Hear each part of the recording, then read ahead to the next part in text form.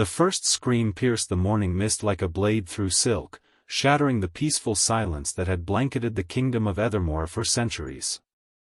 Princess Seraphina Valdris jolted awake in her chamber, her emerald eyes snapping open as the sound echoed through the stone corridors of Castle Nightfall. At 25, she had witnessed many horrors during border skirmishes and political upheavals, but nothing had ever carried the raw terror that now clawed at her ears. Barefoot and clad only in her silk nightgown, Seraphina rushed to the tall windows overlooking the capital city of Thornwick.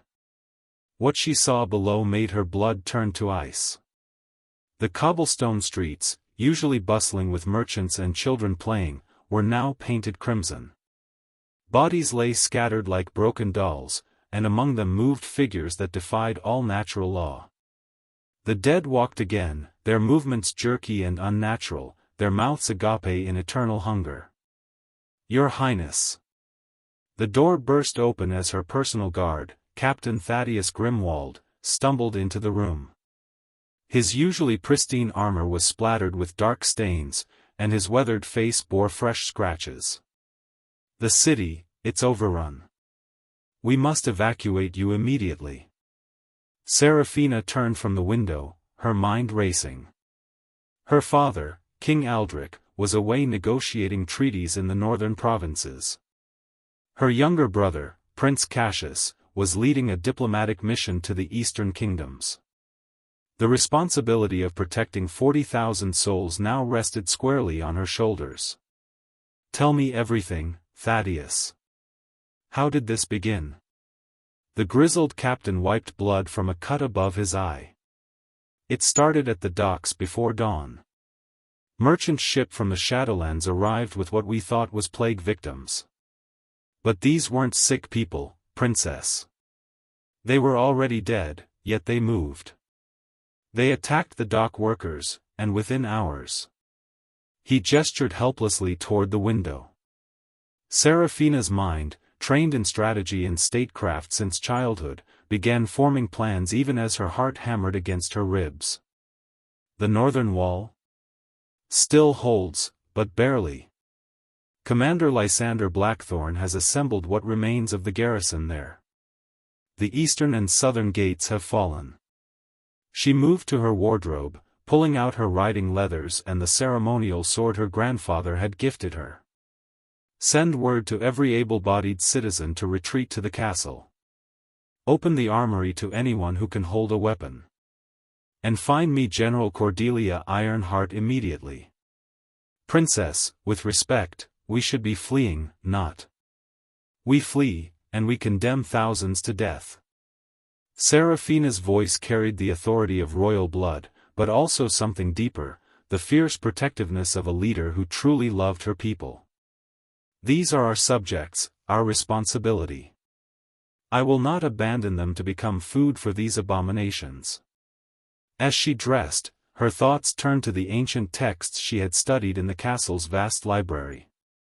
Tales of the undead were woven throughout Ethermore's history, but they had always been dismissed as folklore.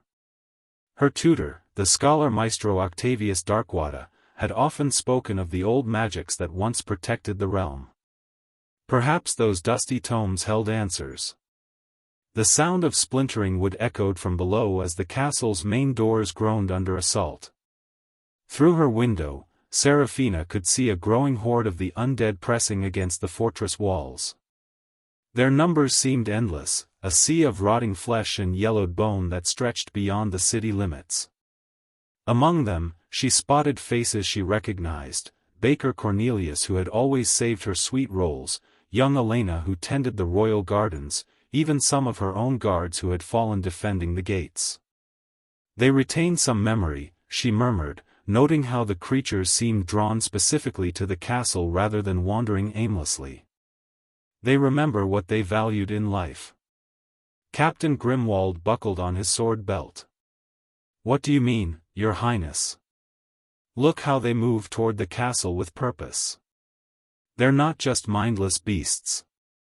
Seraphina secured her blade at her hip and pulled on her boots. "There's something driving them, something intelligent behind this plague." The implication sent a chill down her spine. If someone or something was controlling this outbreak, then this wasn't a random catastrophe, it was an attack. But who would dare assault Ethermore with such unholy magic? And more importantly, what did they want? As if summoned by her thoughts, a new sound joined the cacophony below. A deep, resonant horn blast echoed across the kingdom, its tone unlike anything in Ethermore's military tradition. The undead horde suddenly stopped their assault on the castle walls and turned toward the sound's origin, the ancient burial grounds beyond the city's northern edge. General Cordelia Ironheart arrived at Seraphina's chambers within minutes, her silver hair pulled back in a severe bun and her steel-gray eyes already calculating their dire situation. At 53, she was one of the few female generals in the kingdom's history and had earned her position through brutal competence rather than noble birth. Her presence brought a measure of calm to the chaos engulfing the castle. "Princess, I've secured the main hall and dining chambers. We have approximately 300 survivors sheltering within these walls, including 50 soldiers still capable of fighting." Cordelia's voice was steady, professional, but Seraphina caught the underlying tension. "Our supplies can sustain us for perhaps a week if we ration carefully." Seraphina studied the crude map Cordelia had sketched on parchment, marking safe zones and overrun areas with quick, efficient strokes. "The burial grounds, that horn came from there. Have you sent scouts?" "I dispatched Sergeant Darius Nightfall and 2 riders an hour ago. They haven't returned." Cordelia's expression darkened. "Princess, I've seen many battles, but nothing like this. These creatures don't tire, don't retreat, don't fear death because they're already dead. Traditional military tactics are useless." The princess moved to the ancient oak desk where her grandfather's journals lay open. King Aurelius had been fascinated by the mystical aspects of their kingdom's history before his death 10 years prior. There must be something in the old records. Grandfather always said that Ethermore's peace came at a price, that ancient pacts protected us from certain evils. "Your Highness," Captain Grimwald interrupted from the doorway, "Maestro Darkwater requests immediate audience. He says he's found something crucial in the restricted archives." Seraphina's heart leaped. The restricted archives contained volumes deemed too dangerous for general study, texts on forbidden magic, ancient curses, and dark rituals. If Octavius had found something there, it could be either salvation or doom. The maestro appeared moments later, his normally pristine robes disheveled and his silver beard singed. Octavius Darkwater had served 3 generations of Ethermore's royalty as chief scholar and advisor. His vast knowledge encompassed everything from agricultural cycles to ancient languages, making him invaluable during crises. "Princess, what unfolds beyond these walls was foretold." His weathered hands trembled as he placed a leather-bound tome on the desk. The book's cover bore symbols that seemed to writhe in the candlelight. "This plague is no accident, it's the resurrection of an ancient curse that your great-great-grandfather thought he had sealed away forever." Seraphina opened the tome carefully, its pages yellow with age and covered in flowing script. "Tell me everything." 2 centuries ago, King Theron made a pact with a necromancer named Malachar the Devourer.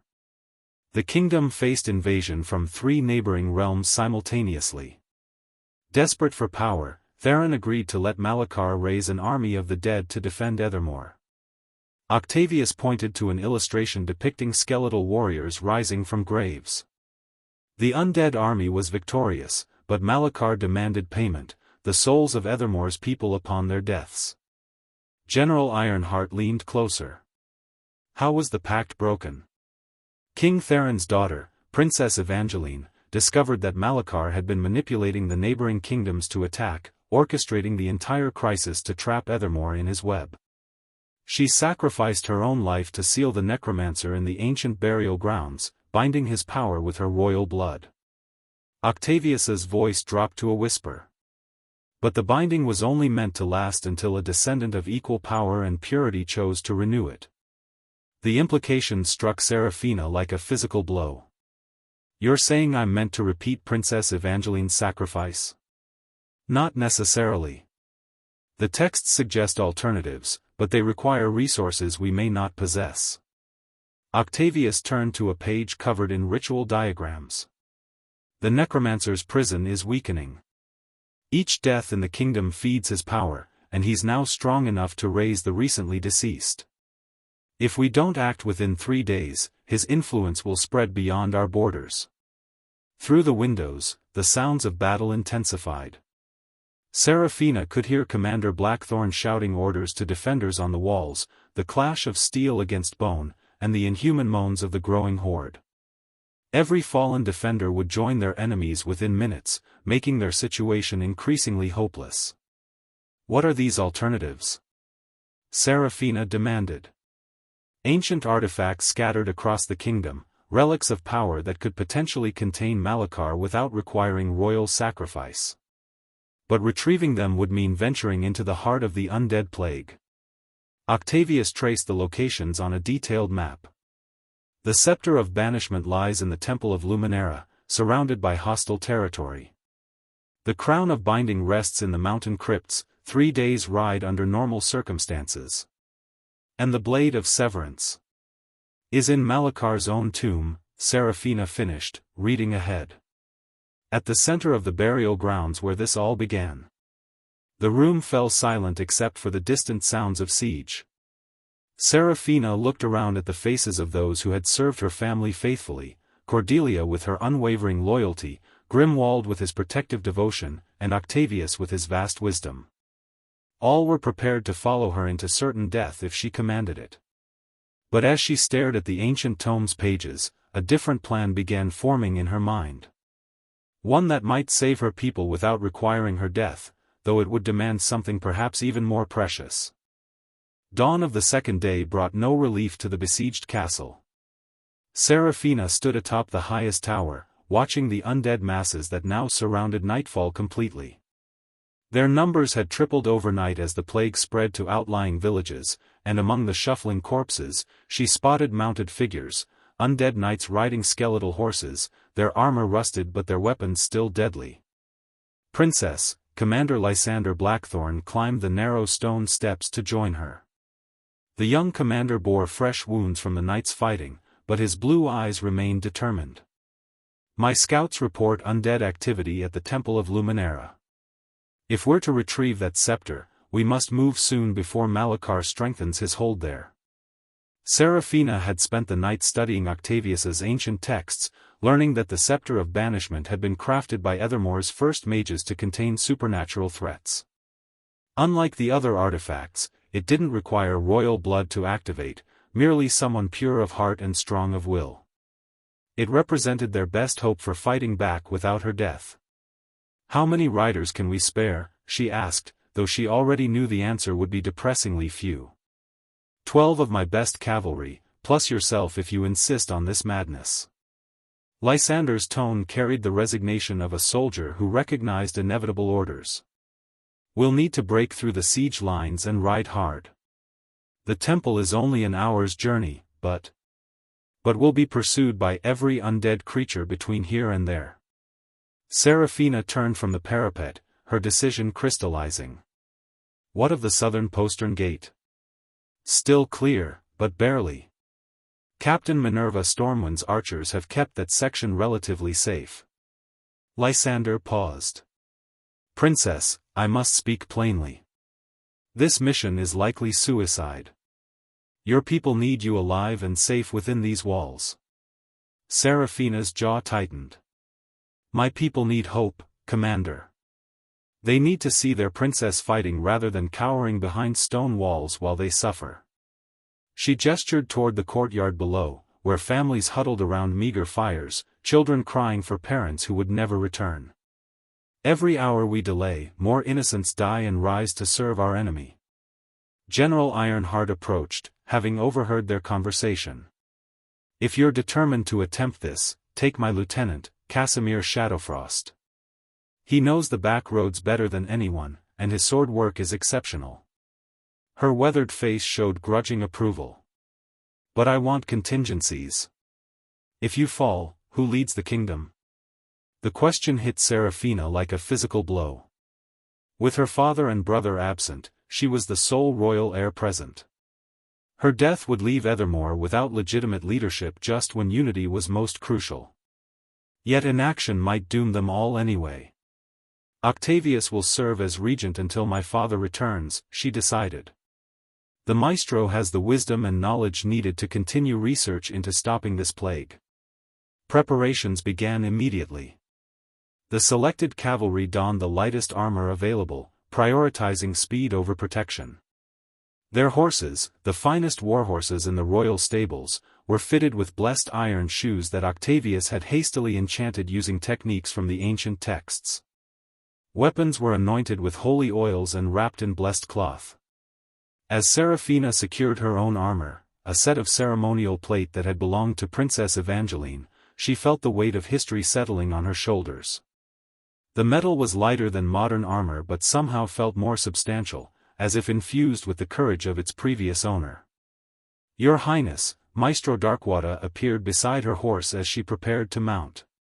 I've prepared these. He handed her a leather pouch containing small glass vials filled with glowing liquid. Holy water blessed with protective enchantments. They may provide some defense against the undead's touch. The southern postern gate groaned open just wide enough to allow passage. Captain Stormwind's archers maintained a steady rain of arrows on the scattered undead in that sector, creating a narrow corridor of relative safety. Seraphina's heart pounded as she led her small cavalry force into the gray morning light. The moment they emerged from the castle's protection, the temperature seemed to drop 10 degrees. The very air felt tainted, carrying the stench of decay and something else, a malevolent presence that pressed against their minds like a physical weight. Several horses whinnied nervously, sensing the supernatural corruption that had settled over their homeland. Ride hard for the forest road, Seraphina commanded, spurring her destrier forward. Once we reach the tree line, we'll have some cover from observation. Behind them, a horn blast echoed from the castle walls, General Ironheart's signal that their exit had been noticed by the enemy. Almost immediately, inhuman howls rose from various points around the siege lines as undead creatures began converging on their position. The race was on. Seraphina's cavalry thundered across the open ground between castle and forest, their horses' hooves striking sparks from stone as they navigated the corpse-littered streets of Outer Thornwick. Behind them, the pursuit grew louder, not just shuffling footsteps, but the rhythmic pounding of skeletal cavalry and something else that made the ground shake with each stride. Dragon bones, Lieutenant Shadowfrost gasped, glancing back. Malachar has raised dragon bones. Seraphina dared a look over her shoulder and felt her courage waver. Rising above the undead horde came a massive skeletal dragon, its empty eye sockets glowing with green fire and its bone wings beating with supernatural strength. Ancient beyond measure, it had clearly been dead for centuries, but Malachar's power had called it back to serve his dark purpose. The forest. Commander Blackthorn shouted. The canopy will limit its flight. They reached the tree line with the dragon's shadow falling over them like a shroud. But as they plunged into the thick woods, Seraphina realized their relief was premature. The forest itself had been corrupted. Trees stood leafless and blackened, their branches reaching out like grasping fingers. And among the twisted trunks, more undead waited, forest dwellers and travelers who had fallen to the plague days earlier. The Temple of Luminera lay somewhere ahead in this nightmare landscape, assuming it hadn't already fallen to Malachar's influence. As her horse leaped a fallen log, Seraphina whispered a prayer to whatever gods might still be listening. Their kingdom's fate now rested on reaching a single artifact before the forces of death claimed them all. The Temple of Luminera had once been Ethermore's most sacred site, where priests of the light goddess performed ceremonies to bless harvests and heal the sick. Now, as Seraphina's cavalry emerged from the corrupted forest, they found only a mockery of its former glory. The white marble walls had turned black with supernatural taint, and where golden light once emanated from its windows, only sickly green radiance flickered. The scepter is in the inner sanctum, Seraphina called to her companions as they dismounted at the temple's perimeter. Of her original 12 riders, only 8 remained, for had fallen to undead ambushes during their harrowing ride through the forest. Lieutenant Shadowfrost, take 3 men and secure our retreat route. Commander Blackthorn, you're with me. The temple grounds were eerily quiet. No undead wandered the courtyards, which somehow felt more ominous than if they had been swarming with enemies. Ancient stone statues of the goddess Luminera stood guard along the pathway, but their faces had been carved away, leaving only blank stone where benevolent expressions once welcomed pilgrims. "This silence troubles me," murmured Sergeant Darius Nightfall, one of the survivors from their desperate ride. "Where are the priests? The temple guards?" Their answer came as they approached the main entrance. The massive oak doors hung open, revealing darkness within. And from that darkness came a voice, once melodious and kind, now hollow and filled with malice. "Welcome, young princess," spoke the figure that emerged from the shadows. "I am High Priestess Serenity Lightbringer, guardian of this sacred place." Seraphina's heart sank as she recognized the woman who had blessed her on her 18th birthday. Priestess Lightbringer had been elderly then, her silver hair crowned with a simple circlet and her eyes bright with wisdom. Now those same eyes glowed with undead fire, and her blessed circlet had turned to tarnished metal that seemed to burn her corrupted flesh. "You are not Serenity," Seraphina said firmly, drawing her sword. "You are an abomination wearing her form." The undead priestess smiled, revealing teeth that had become fangs. "I am more myself than I ever was in life, child. Death has shown me truths that the living cannot comprehend." She gestured to the temple behind her. "The scepter you seek is here, yes, but it requires a price. The goddess demands sacrifice." Around the courtyard, more figures emerged from hidden alcoves and doorways. The entire temple clergy had been turned, their holy vestments now rotted and stained with grave dirt. They moved with the jerky motions of the recently risen, but their eyes held an intelligence that made them far more dangerous than common undead. "The scepter belonged to Saint Theodoric the Pure," the corrupted priestess continued. "He wielded it against the darkness 3 centuries ago. But even he could not use its power without cost."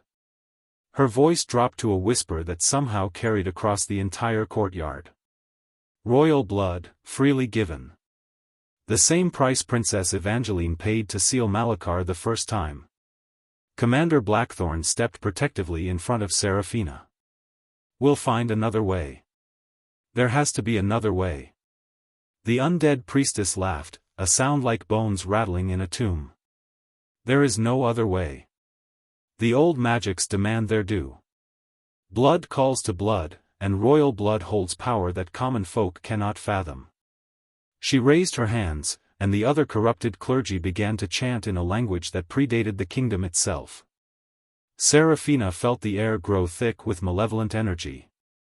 The chanting was more than sound, it was a compulsion that pressed against her mind, urging her to step forward, to accept the inevitable sacrifice. But as the magical pressure increased, something unexpected happened. The armor she wore, Princess Evangeline's ceremonial plate, began to emit a soft golden light. "Impossible," the priestess hissed, stepping back. "That armor was cleansed of all enchantments decades ago." But Seraphina understood. The armor hadn't been enchanted with magic, it had been blessed with something far more powerful. Princess Evangeline's sacrifice had imbued it with her courage, her love for her people, her determination to protect the innocent. And that blessing now shielded Seraphina from the undead's mental influence. "I am not my ancestor," Seraphina declared, raising her sword high. "I will not repeat her sacrifice. There must be another way to claim the scepter, and I will find it." The battle that followed was unlike anything in the kingdom's military history. Undead priests wielded corrupted holy magic alongside traditional weapons, creating attacks that wounded both body and soul. Commander Blackthorn found his sword blessed by proximity to Seraphina's armor, allowing him to cut through supernatural defenses that should have turned mortal steel.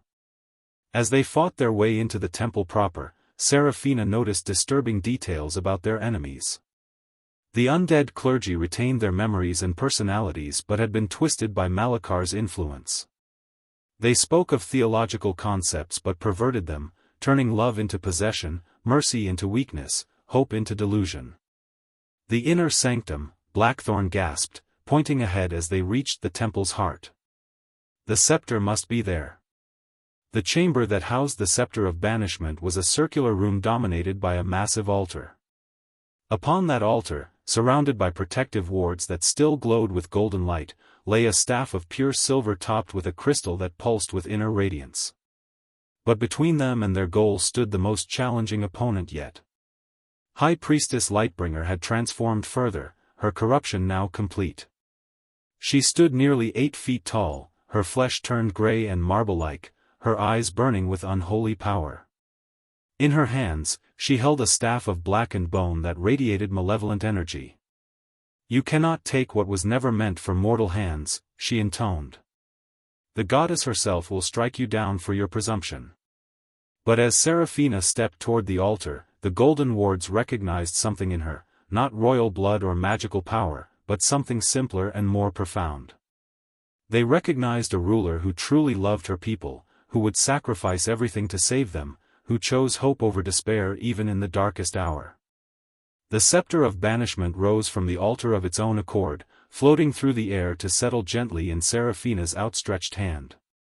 The moment her fingers closed around its shaft, power beyond imagination coursed through her veins, and she finally understood what separated her path from Princess Evangeline's. The scepter of banishment hummed with ancient power as Seraphina held it aloft, its crystal head blazing with light that made the corrupted priestess shriek and cover her eyes. But the artifact's power came with a terrible revelation. She could see through the veils of death and corruption that Malachar had cast over the kingdom, witnessing the true scope of the necromancer's plan. "By the gods," she whispered, staggering under the weight of this new sight. "He's not just raising the dead. He's harvesting their souls." Through the scepter's power, Seraphina could see ethereal chains stretching from every undead creature back to the ancient burial grounds where Malachar lay imprisoned. But these weren't merely reanimated corpses, they were souls being slowly drained of their essence to feed the necromancer's growing power. Each death in the kingdom made him stronger, and each soul consumed brought him closer to breaking free entirely. "Princess, we must leave," Commander Blackthorn urged as the corrupted clergy began to reorganize for another assault. "The scepter is ours, but this place is lost." But Seraphina remained transfixed by what the artifact revealed. In the distance, she could see her father's party returning from the northern provinces, unaware that they rode directly into the plague zone. Worse, Prince Cassius's diplomatic mission was being pursued by undead that had spread beyond Ethermore's borders, drawing neighboring kingdoms into the conflict. "It's not enough," she said, the words bitter as ash in her mouth. "The scepter can banish individual undead, but Malachar has grown too powerful. He's no longer bound by the ancient seals, he's actively breaking free." The corrupted High Priestess Lightbringer approached again, but her movements were different now, less aggressive, more pleading. "You see the truth now, don't you, child? The old binding is broken. Princess Evangeline's sacrifice has finally run its course." Her voice carried an echo of her former compassion. "There is only one way to stop what comes next." Seraphina's grip tightened on the scepter as its power showed her glimpses of possible futures. In some, she saw herself repeating her ancestors' sacrifice, trading her life to seal Malachar for another 2 centuries. In others, she witnessed the necromancer breaking free completely, his undead armies spreading across the continent like a plague that would never end. But there was a third path, barely visible and fraught with danger beyond imagining. The scepter revealed that Malachar's prison wasn't just a magical binding, it was a dimensional prison that held the necromancer between life and death. If she could reach him before he fully escaped, if she could confront him in that liminal space with the 3 artifacts united. "The blade," she said suddenly. "We need the blade of severance from his tomb. And the crown of binding from the mountain crypts." Commander Blackthorn stared at her in horror. "Princess, that would mean venturing into the very heart of his power. The burial grounds are where this plague began, they'll be swarming with his most powerful servants." "Not swarming," Seraphina corrected, the scepter's visions showing her the truth. Empty. All his forces are here, spreading the plague and harvesting souls. His tomb is unguarded because he believes no one would be foolish enough to seek him there. They fought their way out of the temple as dawn broke over the corrupted landscape. Lieutenant Shadowfrost and his remaining men had managed to keep their escape route clear, but barely. The forest around them seethed with undead activity as Malakar's forces converged on their position. "The horses won't make it," Shadowfrost reported as they reached their mounts. "They're exhausted, and we're completely surrounded." Seraphina raised the scepter, its light driving back the nearest undead creatures. But she could sense their vast numbers pressing closer, drawn by the artifact's power like moths to flame. They needed another solution, something that would allow them to reach the mountain crypts and then the burial grounds before Malakar realized their true plan. "There," she said, pointing to an ancient stone circle half hidden by corrupted trees. "A way gate." The old texts mentioned that the temples were connected by mystical paths for pilgrimages. Octavius had described these gates in passing, relics of an age when magic flowed more freely through the world. Most had been dormant for centuries, but the scepter of banishment might be powerful enough to reactivate them. As they approached the circle, Seraphina felt the scepter resonate with the ancient stones. Carved runes began to glow along their surfaces, responding to the artifact's presence. But activating the waygate would require more than just magical power, it would need a destination, a connection to another sacred site. "The mountain shrine of eternal rest," Commander Blackthorn said, recognizing her intent. "It's built over the old crypts where the crown of binding waits." Seraphina pressed the scepter's crystal against the central stone, channeling her will through the ancient artifact. Power flowed through her like liquid fire, connecting her mind to the mystical network that had once bound Ethermore's holy sites together. For a moment, she felt the kingdom as it had been in its golden age, blessed, protected, filled with light and hope. The waygate activated with a sound like thunder, opening a shimmering portal that showed a different landscape beyond. Snow-capped mountains and a small stone shrine perched on a windswept plateau. The crown of binding waited there, but Seraphina could sense that using the waygate would alert Malakar to their location and intent. "Once we step through, there's no going back," she warned her companions. "He'll know what we're planning, and he'll throw everything he has at us to stop it." Commander Blackthorn stepped forward without hesitation. "Then we'd better move fast, Your Highness." One by one, they passed through the portal, leaving behind the corrupted forest and emerging onto the mountain plateau where ancient kings had been laid to rest. The air here was thin and cold, but clean, untouched by the plague that ravaged the lands below. But as the portal closed behind them, a roar of fury echoed across dimensions. Malakar had indeed noticed their escape, and his rage shook the very foundations of reality. The final confrontation was now inevitable, and Seraphina prayed she would prove worthy of the trust her people had placed in her. The mountain shrine of eternal rest stood like a sentinel against the darkening sky, its ancient stones weathered by centuries of wind and snow.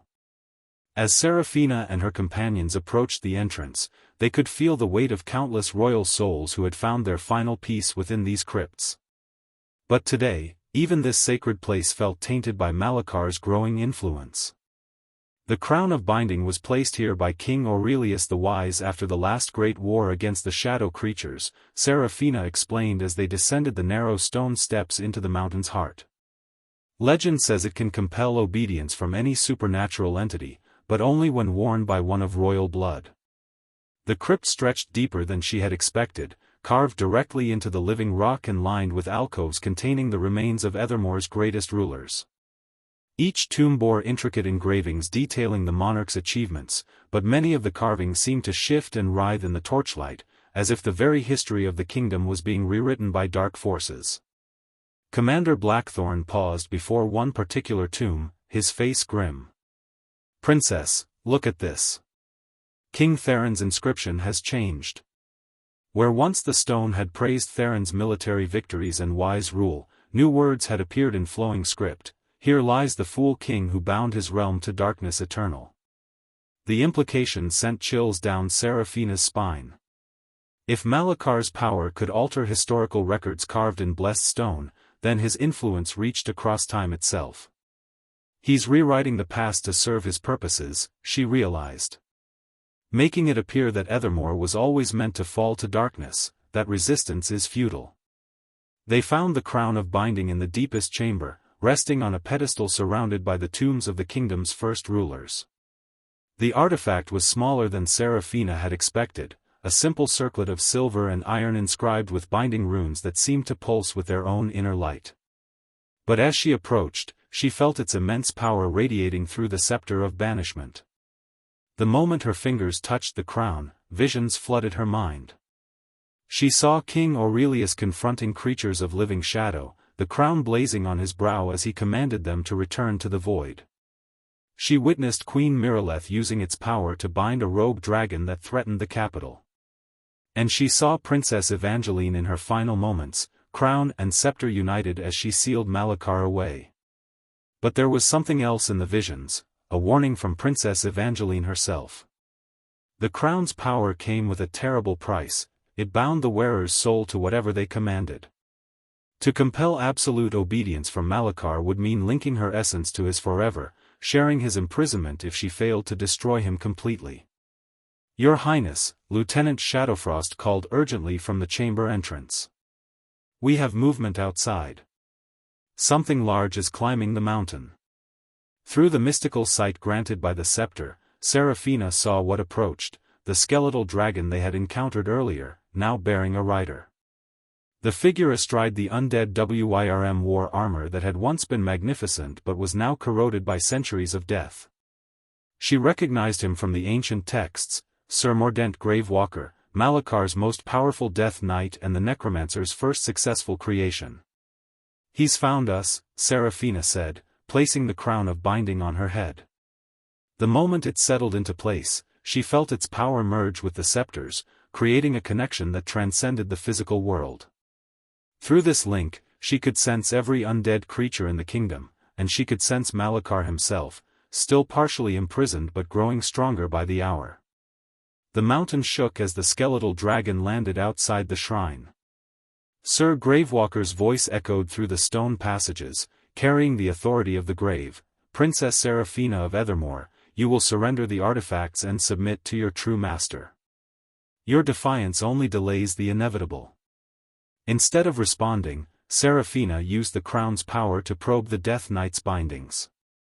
What she found horrified her. Sir Gravewalker had once been Sir Percival Brightblade, a knight of Ethermore who had served her great-great-grandfather faithfully. Malakar had corrupted him not through death but through despair, convincing him that his loved ones' deaths were meaningless and that only power mattered. "Commander, take the others and escape through the rear passages," she ordered. "There are old mining tunnels that lead down the far side of the mountain." "We're not leaving you," Blackthorn said firmly. "You are, because I need you to reach the burial grounds ahead of me." Serafina's voice carried the absolute authority of the crown. "I'm going to face Gravewalker here, but the real battle will be at Malakar's tomb. Prepare the way as best you can." As her companions reluctantly withdrew, Serafina climbed back to the shrine's entrance. Sir Gravewalker waited in the courtyard, his corrupted presence making the sacred stones crack and blacken. The skeletal dragon perched behind him, its empty eye sockets fixed on her with predatory hunger. "You wear the crown of your ancestors," Gravewalker observed, his voice like wine through a cemetery. "Do you think their power can save you from the fate that awaits all mortals?"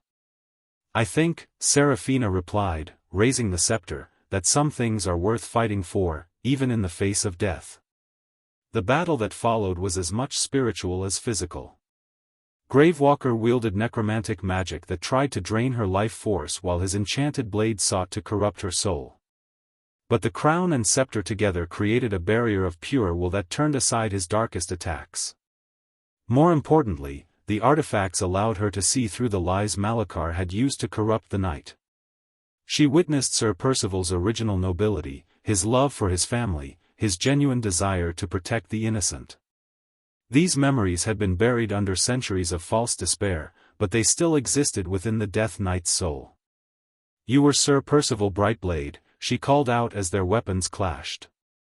"You had a daughter named Rose and a wife named Melody. You died protecting a village from raiders, and your sacrifice saved 200 lives." The Death Knight's attacks faltered. "Lies. All is darkness. All is meaningless.